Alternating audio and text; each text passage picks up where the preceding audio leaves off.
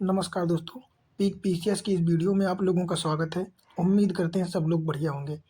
तो UP PCS mains की श्रृंखला का जो सब्जेक्ट था भारतीय समाज इंडियन सोसाइटी, उस श्रृंखला का ये अगला वीडियो है जिसमें हम लोग बात करेंगे क्षेत्रवाद, है ना, रीजनलिज्म। इसके पहले हमने भी भारत की विशेषताएँ देखी थी भारतीय समाज की और फिर देखा था विविधता भारत में, है ना। आज हम लोग देखेंगे क्षेत्रवाद कि भारत में क्षेत्रवाद का क्या मतलब है। तो बात करें भारत में क्षेत्रवाद, भारत की भाषाओं, है ना, भारत की भाषाओं, संस्कृतियों, जनजातियों एवं धर्मों की विविधता के कारण पाया जाता है। क्योंकि ये तो सबको पता है, आपको भी पता होगा कि भारत बहुत ही विविध है ना। सभी प्रकार की बहुत सारी विशेषताएँ पाई जाती हैं, बहुत बहुत सी प्रकार की विविधता पाई जाती है। फिर हम जाति को लेके देख लें या धर्म को देख देख लें, फिर भाषा, है ना, खान-पान, रहन-सहन, इन सभी चीज़ों में जो है हर छोटी-छोटी जगहों पे जो है विशेषता पाई जाती है, विविधता पाई जाती है। फिर आगे क्या है, इससे विशेष क्षेत्रों में पहचान चिन्हों के भौगोलिक संकेंद्रण के कारण भी जो है इसको प्रोत्साहन मिलता है ना। क्षेत्रीय वंचन का भाव भी जो है इसमें आग में घी डालने का काम करता है या इसको बढ़ावा देने का कार्य करता है। कहने का तात्पर्य ये है कि क्षेत्रवाद ये होता है, मान लीजिए आपका एक ये क्षेत्र है और ये एक ये क्षेत्र है ना? तो ये मान लो यहाँ पे जो है, यहाँ पे उड़ीसा है और ये मान लेते हैं कि क्या हो जाएगा, तमिलनाडु हो जाएगा। तो यहाँ पे लोग उड़िया भाषा बात करते बोलते हैं, ठीक है? और यहाँ पे तमिल बोलते हैं। तो इनका खान-पान, रहन-सहन और बोली भाषा, ये सारी चीज़ें अलग होंगी और सेम टू सेम इनकी होंगी, इनकी अपनी होंगी, अलग होंगी। तो इस हिसाब से इनके नज़रिए से ये अलग वाले हो जाएँगे, है ना? ये दूसरे क्षेत्रीय हो जाएँगे, इनके क्षेत्र से ये बाहर माने जाएँगे और सेम टू सेम इनकी तरफ होगा ये, है ना? इनके नज़रों में ये लोग बाहर होंगे। जैसे भारत-पाकिस्तान का विभाजन हम लोग देख सकते हैं, है ना? तो पाकिस्तान वालों की नज़र से भारत वाले क्या है, एक दुश्मन है एक प्रकार से, है ना? वर्तमान में आतंकवादी हैं।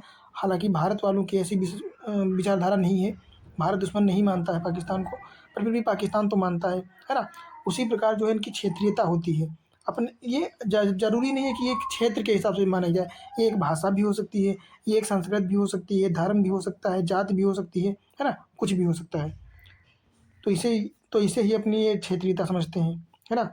अगली बात करें तो क्षेत्र या प्रदेश ऐसी समरूपी विशेषता वाला इलाका होता है ना, जिसको हम लोग क्षेत्रीयता कहते हैं, जहाँ पर अन्य निकटवर्ती पड़ोसी क्षेत्रों में सांस्कृतिक व भौतिक जो है भिन्नता होती है ना, उनमें विविधता होती है हम लोगों से, है ना। फिर मान लो जनजातीय क्षेत्र है ये कोई और ये शहरी क्षेत्र है, तो जैसे ही जनजातीय क्षेत्र में कोई शहर वाला बंदा या कोई इंसान घुसेगा या प्रवेश करेगा, तो जनजातीय लोग जो होंगे इनको अपना दुश्मन समझेंगे, है ना, और इन पे अटैक कर देंगे। जैसा कि आप लोगों ने मूवियों में देखा भी होगा, है ना, जैसे कोई ट्राइब वाली मूवी होगी जनजातियों वाली, तो उसमें आप लोगों ने देखा होगा कि जैसे ही भले ही वो कोई साइंटिस्ट हो या कोई प्रोफेसर हो, किसी सर्च के लिए गया हो या सर्वे के लिए गया हो, फिर भी वो लोग उस पे अटैक कर देते हैं, क्योंकि वो अपनी क्षेत्रीयता में किसी को प्रवेश नहीं करना चाहते हैं, है ना। क्योंकि उनको पता है कि बाहर के लोग आएँगे फिर हमारा नुकसान करेंगे, है ना।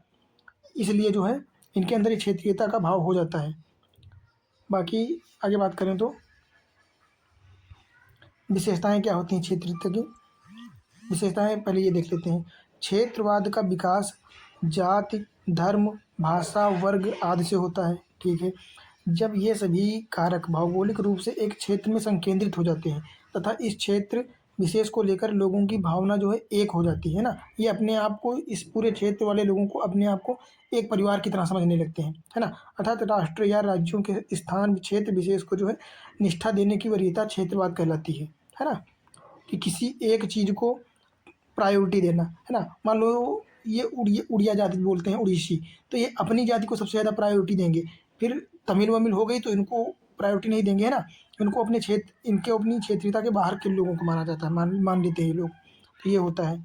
अगर इनकी विशेषता की बात करें तो एक मनोवैज्ञानिक जो है परिघटना होती है, जैसे भारत-पाकिस्तान का विभाजन जो कि मैंने बताया भी अभी, है ना। फिर सामूहिक पहचान हो सकती है, मान लो कोई भी पहचान हो सकती है। एक भाषा बोलने वालों की एक अलग सामुदायिक पहचान हो सकती है, सामूहिक पहचान हो सकती है, उनका अलग क्षेत्र हो सकता है। या जनजातीय क्षेत्रों में जो लोग रहते हैं उनकी उनको जनजातीय लोग कहते हैं, तो उनकी अलग पहचान हो जाती है ना? इसी प्रकार पहचान हो जाती है। जैसे उच्च वर्ग, निम्न वर्ग हो गया, तो निम्न वर्ग को हमेशा उच्च वर्ग दबाने की कोशिश करता रहता है और उच्च और निम्न वर्ग जो है सोचता रहता है कैसे हम लोग भी उच्च वर्ग में पहुँचे। तो ये एक प्रकार की मनोवैज्ञानिक परिघटना ही होती है ना? केवल विज्ञान ही होता है बस। बाकी अगर बात करें जैसे उदाहरण की, तो ये जनजातीय संस्कृति हो गया, है ना? जैसे झारखंड और छत्तीसगढ़ राज्य का निर्माण कैसे जनजातीय पहचान के कारण तो ही इनका विकास हुआ है। अगला बात करें, क्षेत्रीय हितों को वरीयता देते हैं ये लोग, है ना? जैसे भारत में नदी जल विवाद हो गए, जैसे कर्नाटक, तमिलनाडु और केरल, इन क्षेत्रों में हमेशा कावेरी जल विवाद ले लें या गोदावरी ले लें, इनमें जल विवाद रहते रहते हैं। और इधर बात करें तो मध्य प्रदेश, उत्तर प्रदेश, राजस्थान, यहाँ भी केन बेतवा लिंक परियोजना को ले लें या फिर सतलज परियोजना को ले लें, है ना? या फिर उधर भारत पाकिस्तान के मध्य सिंधु नदी का जो है जल बंटवारा का विवाद ले लें, तो ये सब जल विवाद जो होते रहते हैं टाइम टू टाइम। अन्य और इनका क्या कारण है? इनका क्षेत्रीयता का ही पूरा कारण होता है। अगला बात करें, विकास का अभाव, असमानता, है ना? ये भी क्षेत्रीयवाद को बढ़ावा देते हैं। अब मान लो भारत में ही देख लें, तो झारखंड हो गया, छत्तीसगढ़ हो गया, या नॉर्थ ईस्ट के स्टेट ले लेते हैं, पर असम तो खैर डेवलप है, बाकी नागालैंड, मणिपुर, मेघालय, त्रिपुरा, मिज़ोरम, ये सब उतना डेवलप नहीं है जितना कि दिल्ली हो गया, मुंबई हो गया, चेन्नई हो गया, है ना? ये लखनऊ हो गया, तो इतना ये डेवलप नहीं है। तो इनके अंदर ऐसी भावना कभी-कभी आती है कि क्षेत्रीयता, कि उत्तर भारत के लोग ज़्यादा डेवलप हो रहे हैं क्योंकि वहाँ पे सरकार ज़्यादा ध्यान दे रही है ना? तो ये सरकार के खिलाफ भी कभी-कभी अपनी आवाज़ उठाते हैं। तो इस प्रकार भी क्षेत्रीयता उठती है कि हम लोग अनडेवलप्ड एरिया में हैं और वो डेवलप एरिया में, तो इनके दोनों के बीच में विवाद भी उमड़ आता है ना? ये भी क्षेत्रवाद का रूप ले लेता है एट द एंड। फिर अगला बात करें, क्षेत्रवाद के प्रकार, कौन-कौन से प्रकार के जो हैं क्षेत्रवाद होते हैं, है ना? तो पहला बात करें तो राज्य की स्वायत्तता की माँग के आधार पर, है ना? कि ये क्षेत्रवाद होता है जैसे अपने राज्य की अलग माँग करते हैं। फिर कहते हैं कि हम ये किस नज़रिए से ले रहे हैं कि डेवलप होगा हमारा एरिया, है ना? या फिर प्रशासनिक की दृष्टि से, या कुछ भी बोल सकते हैं। तो ये राज्य की स्वायत्तता की माँग करते हैं। ये अगर नहीं जब तक मिलती है सरकार से राज्य की अपनी, मतलब राज्य नहीं मिलता है, तब तक ये क्षेत्रीयता के बात पर आतंकवाद जैसी घटनाओं को अंजाम देते रहते हैं, है ना? बम ब्लास्टिंग करते रहते हैं, या अन्य आंतरिक जो है आंतरिक सशस्त्र विद्रोह करते रहते हैं, कहीं-कहीं हमला करते रहते हैं, कहीं ये सब करते रहते हैं, है ना? क्षेत्रवाद के लिए। तो इसमें कौन-कौन से हो जाएँगे? एक तो मिज़ो नेशनल फ्रंट हो जाएगा, जो कि मिज़ोरम का हो जाएगा, है ना? फिर नागालैंड सोशलिस्ट कॉन्फ्रेंस, ये सब क्या है? ये अपने राज्य की स्वायत्तता माँगते हैं कि इनको एक अलग राज्य चाहिए, है ना? फिर अगला बात करें तो सुप्रा स्टेट क्षेत्रवाद, है ना? ये भी एक क्षेत्रवाद का प्रकार है। इसमें बात करें तो कुछ राज्यों की सामूहिक पहचान व उनकी माँग की जाती है ना? जैसे पूर्वोत्तर राज्यों का सामूहिकरण, है ना? कि उनको एक समूह में बाँट दिया गया। अगला बात करें अंतर्राज्यीय क्षेत्रवाद, है ना? जो अन्य राज्यों की सीमाओं से संबंधित होते हैं, 2 राज्यों के मध्य जैसे सीमाओं व नदी जल विवाद हो गए, ये 2 राज्यों के मध्य होने वाले विवाद होते हैं, है ना? अगला बात करें अंतर्राज्यीय क्षेत्रीय राजनीति व उपक्षेत्रवाद, है ना? भारत संघ के किसी राज्य के भीतर क्षेत्रवाद हो जाना, जैसे अभी तक छत्तीसगढ़ में सबसे ज़्यादा थे, और उधर बात करें तो उधर नागालैंड में थे, मणिपुर में थे, है ना? जैसे विदर्भ क्षेत्र गुजरात का हो गया, महाराष्ट्र हो गया, यहाँ पर भी, है ना, मराठा राज्य की अभी तक माँग चल रही है। तो ये सारी चीज़ें होती रहती हैं। फिर बात करें निर्जातीय पहचान के आधार पर भी क्षेत्रीयवाद होता है एक प्रकार का। इसमें भूमिपुत्र की संकल्पना होती है कि वो उनकी मातृभूमि है या उससे संबंधित हैं बहुत प्राचीन समय से। तो इसके आधार पर भी ये इन प्रकार की माँगों को बढ़ावा देते रहते हैं। जैसे शिवसेना द्वारा महाराष्ट्र के लोगों के हितों के लिए अभियान चलाना, ये क्या हो जाएगा? ये भूमिपुत्र की संकल्पना को जन्म देता है ना? कि उनकी रक्षा ये करेंगे, या मैं उनका सर्वे सर्वा हूँ, इस प्रकार की घटनाएँ होती रहती हैं। अगर बात करें क्षेत्रवाद के आधार पर, तो क्षेत्रवाद कैसे-कैसे हो सकता है? एक तो भौगोलिक दृष्टि से हो सकता है ना? जैसे भूगोल, नदियाँ, पहाड़, पर्वत आदि सांस्कृतिक विविधता को बढ़ावा देते हैं। जैसे सांस्कृतिक मुखरता क्षेत्रवाद का आधार बन जाती है। बिल्कुल सही बात है। भूगोल, चूँकि भूगोल संसाधनों के वितरण को सुनिश्चित करता है ना? और संसाधन असमानता क्षेत्रवाद को जन्म देती है। अब मान लो कुछ एरिया ऐसे हैं जहाँ पे बहुत ज़्यादा खनिज संसाधन है और कहीं पे बहुत कम है। तो संसाधन असमानता भी जो है क्षेत्रवाद को जन्म देती है। किस प्रकार जन्म देती है?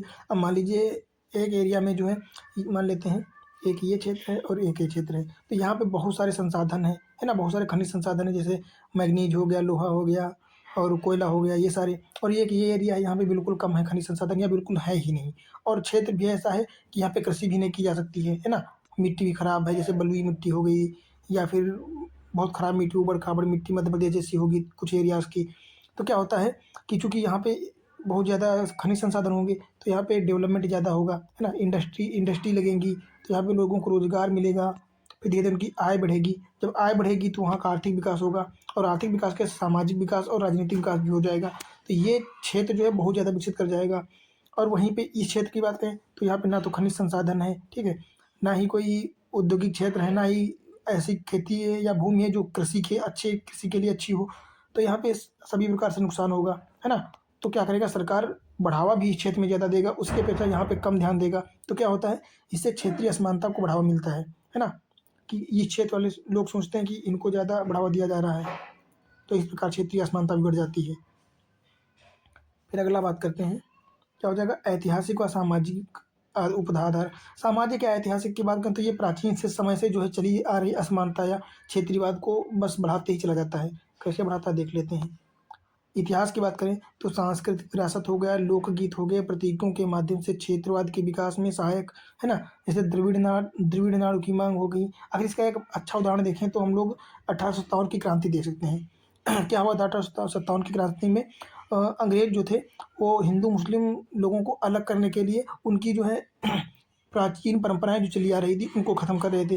जैसे नर बलि हत्या हो गया, विधवा विवाह बढ़ा रहे थे और प्राचीन समय में नारियों को शिक्षा के प्रति अधिकार नहीं थे, पर अंग्रेज इनको अधिकार दे रहे थे। तो ये जो है क्या करते थे, भारतीय लोग जो थे प्राचीन परंपरा को मानने वाले, ये लोग अपने संस्कारों पर जो है आ आधार क्या मानते थे कि इन पे कुठाराघात हो रहा है ना? इनके जो है ये इनके विरोधी हो गए थे। तो ये भी यहाँ पे क्षेत्रवाद का ने जन्म लिया था कि इन चूँकि हालाँकि अंग्रेज लोग कार्य अच्छा ही कर रहे थे क्योंकि आधुनिकता आ रही थी इससे, है ना? और जो बुरी कुरीतियाँ थी उनको ख़त्म कर रहे थे। पर प्राचीन समय के लोग जो थे, जो नहीं चाहते थे कि बदलाव आए, तो उनके हिसाब से ये गलत था, तो उन्होंने इसको क्षेत्रीय असमानता में बदल दिया, है ना? और बात करें भाषा, तो भाषा में कई राज्यों का गठन भाषाई आधार पर हुआ। जैसे सबसे पहले तो आंध्र प्रदेश का ही हुआ था, है ना? 1953 में। फिर बॉम्बे हो गया, पंजाब हो गया, असम हो गया, ये सब हो गए। और जाति व धर्म की बात करें तो क्षेत्रीय प्रकृति को जाति और धर्म भी ज़ाहिर-सी बात है देते ही हैं बढ़ावा। फिर बात करते हैं राजनीतिक व प्रशासनिक आधार। राजनीतिक क्षेत्रवाद को बढ़ाने में ये भी राजनीति भी जो है अच्छा खासा रोल निभाती है।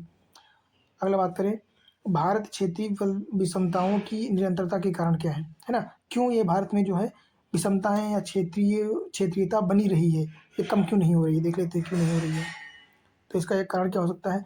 जनसंख्या की तुलना में निम्न आर्थिक समृद्धि दर, है ना? क्योंकि भारत की समृद्धि दर उतनी नहीं है जितनी की जनसंख्या बढ़ रही है ना? अब देख सकते हैं कि विश्व में सबसे ज़्यादा जनसंख्या चाइना को छोड़कर भी चाइना को पछाड़ते हुए भारत की जनसंख्या सबसे ज़्यादा हो गई है ना? और बात करें रोज़गार की या आय की, तो उनकी एक तो वार्षिक आय भी बहुत कम है और रोज़गार की तो बिल्कुल कमी है ही है ना? तो ये भी, चूँकि सरकार कितने लोगों को रोज़गार दे सकती है, तो उसी हिसाब से जो है ये भी क्षेत्रीयता का एक कारण बन जाता है। बात करें राज्यों के सामाजिक, आर्थिक व राजनीतिक संगठन, है ना? राज्यों में बहुत से ऐसे संगठन हैं जो सरकार को गिराने की काम करते हैं। क्यों? क्योंकि वो उनके पीछे उनके आर्थिक हित जुड़े हुए होते हैं। वो खुद लोगों के जो है साथ लेकर के या लोगों को वहम में डाल कर के जो अपनी राजनीति के क्षेत्र करियर को बनाना चाहते हैं, है ना? फिर बात करें पिछड़े राज्यों में आधारभूत संरचना कमज़ोर है ना? अब जैसे कि हम लोग बात कर ही चुके हैं, छत्तीसगढ़, झारखंड या नॉर्थ ईस्ट के बहुत सारे ऐसे स्टेट हैं जहाँ पे पहुँचने के लिए अच्छी रोड तक नहीं है। ना ही कोई वहाँ पे इंफ्रास्ट्रक्चर बढ़िया है, ना ही वहाँ पे कोई इंडस्ट्री है जो रोज़गार मिल सके। तो ये भी जो है क्षेत्रीयता को बढ़ावा देता है। अगर बात करें अन्य, तो शिक्षा, स्वास्थ्य व स्वच्छता पर राज्यों द्वारा जो है कम व्यय किया जाता है ना? अन्य चीज़ों पे अपने चुनावी प्रचार के लिए ज़्यादा खर्च करते हैं या इन चीज़ों में ज़्यादा प्रचार करते हैं, बाकी जो इंफ्रास्ट्रक्चर पर करना चाहिए वो कम करते हैं। बात करें राजनीतिक व प्रशासनिक विफलता भी इसका कारण एक हो सकती है। अगला बात करें क्षेत्रवाद के प्रभाव क्या हो सकते हैं? सकारात्मक प्रभाव देख लेते हैं और नकारात्मक प्रभाव। तो इसके सकारात्मक और नकारात्मक दोनों प्रकार के प्रभाव पड़ते हैं। पहले सकारात्मक प्रभाव देखते हैं। क्षेत्रीय हितों की रक्षा व संरक्षण तथा एकता की भावना, है ना? इसकी बात करें तो ये समता को बढ़ावा देता है ना? 25 से 28 और 29-30 इन अनुच्छेदों को जो है बढ़ावा देता है, सकारात्मक हो जाएगा इस हिसाब से, है ना? क्योंकि ये अपने क्षेत्रीय हितों की, जैसे भाषा हो गई अपनी और अपनी जनजातीय परंपराएँ हो गई, रीति-रिवाज हो गए, उनको संरक्षित रखने का कार्य भी करता है, ठीक है? क्षेत्रीयता। अगला बात करें पहचान के संकट से सुरक्षा, उनकी पहचान अपनी बनी रहती है, अदरवाइज़ जो है मॉडर्नाइज़ेशन के कारण खत्म हो सकता है ये।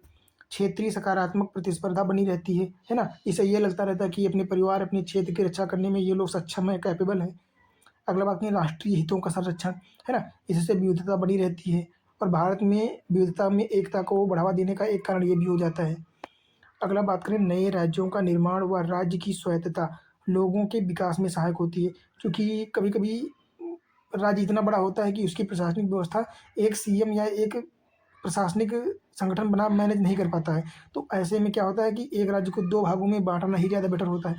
जैसे यूपी को ही ले लें, राजस्थान को ले लें, एमपी को ले लें, तो ये बहुत बड़े स्टेट हैं। अगर इनके 2-2 पार्ट हो जाएँगे, तो इनका प्रशासन बहुत अच्छी तरह से हो सकता है चल जाए, है ना? ज़रूरी नहीं है कि चलेगा ही, पर चल भी सकता है। अगला बात करें सांस्कृतिक विविधता का संरक्षण होता है, बिल्कुल सही बात है। तो इसके नकारात्मक प्रभाव क्या होते हैं? राष्ट्रीय अखंडता में प्रतिकूल प्रभाव पड़ता है ना? चूँकि सरकार के खिलाफ हो जाते हैं ये लोग और कभी-कभी आतंकवादी गतिविधियों को भी बढ़ावा देते हैं। इससे क्या होता है राष्ट्र में एकता व अखंडता को का विरोध होता है ना? बहुत सारे दंगे होते हैं, बहुत सारे लोग मारे जाते हैं। फिर बात करें क्षेत्रीय संकीर्णता को बढ़ावा मिलता है ना? जैसे वोट बैंक के रूप में राजनीति, जाति, धर्म आदि का प्रयोग करते हैं। फिर और क्षेत्रीयता के कारण असंतुलित विकास भी होता है, कहीं ज़्यादा तो कहीं कम, है ना? राष्ट्रीय सुरक्षा के लिए खतरा होता है, जैसे बाहरी ताकतों को मौका, हिंसा में वृद्धि होती है व कानून व्यवस्था भी इससे क्या है, प्रभावित होती है। अब बात करें इसके समाधान, क्या समाधान हो सकते हैं इसके? सतत व समावेशी विकास, है ना? सभी जगह पे एक समान विकास करना, सभी जगह पे एक समान जो है पैसे खर्च करना, इंफ्रास्ट्रक्चर पर ध्यान देना, सांस्कृतिक विविधता का सम्मान व संरक्षण करना, है ना? सभी की अपनी जाति धर्म होती है तो सभी का सम्मान करना, एक दूसरे के प्रति सहिष्णुता का भाव रखना, सहायता करना, है ना? भाईचारे व नागरिकता एकता और अखंडता इन चीज़ों को जो मूल्यों को जो है बढ़ावा देना और आधारभूत ढांचे को बढ़ाना, है ना? रोड, शिक्षा, स्वास्थ्य क्षेत्र इन चीज़ों को बढ़ावा देना। फिर बात करें क्षेत्रीय विषमता को कम करने के प्रयास करना, है ना? ये तो हम लोग बात किए ही हैं, शिक्षा हो गया, स्वास्थ्य हो गया, स्वच्छता पर राज्यों द्वारा वृद्धि करना, ध्यान देना, संवेदनशील प्रशासन को बढ़ावा देना, है ना? जैसे ट्रांसपेरेंट प्रशासन, है ना? समानता को बढ़ावा देने वाला, जैसे कानून का समान संरक्षण, है ना? विभाजनकारी राजनीति को कम करने के प्रयास करने चाहिए, है ना? जैसे धार्मिक राजनीति या वोट बैंक के ई ब का कार्य इन सब चीज़ों को कम करने का प्रयास करना चाहिए, है ना? प्रचार-प्रसार में पैसे कम लगाकर लोगों के विकास पर या मानव पूँजी पर पैसों को खर्च करना, इस प्रकार जो है वाद या क्षेत्रवाद को कम किया जा सकता है ना? तो उम्मीद करते हैं आप लोगों को इस टॉपिक के सारे कॉन्सेप्ट जो है क्लियर हो गए होंगे और आने वाले सारे क्वेश्चन आप लोग टैकल कर पाएँगे, अच्छे से बना पाएँगे, है ना? फिर मिलते हैं हम लोग अपने अगले वीडियो में, जिसमें हम लोग बात करेंगे संप्रदायवाद, है ना? कम्युनलिज़्म की।